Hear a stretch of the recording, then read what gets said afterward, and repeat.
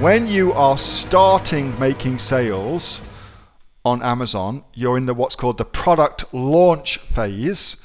What you want to do is you want to price your product low, as low as you can bear it to be, certainly at break-even point, and possibly even at a small loss for yourself. You want to price it as low as you can go, and depending on your budget, that will dictate that.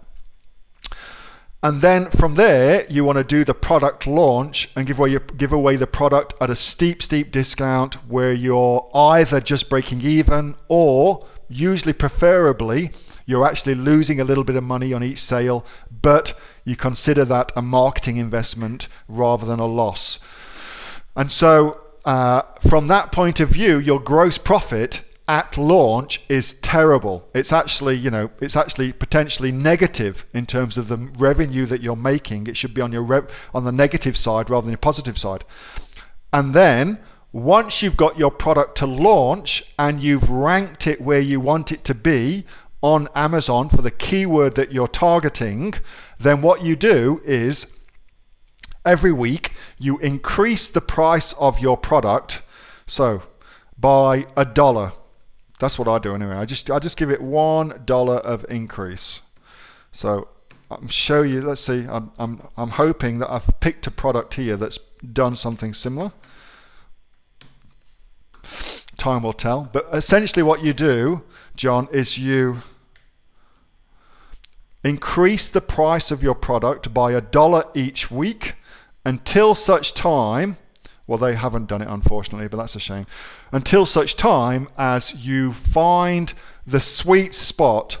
So what the sweet spot is, it's the week when you'll see your sales drop. They'll drop a little bit, and that means you've priced it a little bit too high. Okay, you've gone $1 over your sweet spot, and when you find that, knock it back $1, and that's usually a pretty good pricing strategy to go for on Amazon. And that's how you'll get your gross profit to a reasonable point. And what is the optimal gross profit? Well, clearly the more profit you can make, the better, but that's also got to be factored in with competing products on Amazon and what they're doing. And you can't overprice your product unless you're giving additional value by value adding, by bundling and things like that.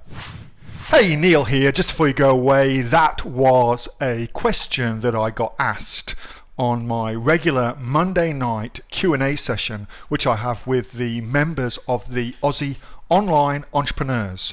So if you're interested in joining us as an Aussie Online Entrepreneurs, then you can click on the link below to find out a lot more about that. And also, as a special thank you for watching this video, I've got a great book that I want to give you for free.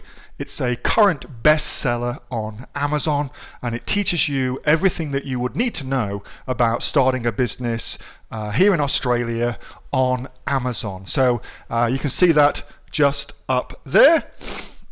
So if you'd like to get a copy of that for free, then again, just click on the link below and you'll get a copy of that. You'll get taken to a page where you can get a copy of that for absolutely free. Hope you enjoyed that little snippet from one of my Aussie Online Entrepreneur Q&A sessions, and make sure that you subscribe to my channel and also like this video. And if you've got a question that you would like answering, then post it in the comments below, and I'll do my best to answer it, whether on one of these videos for you or directly in the comments directly below.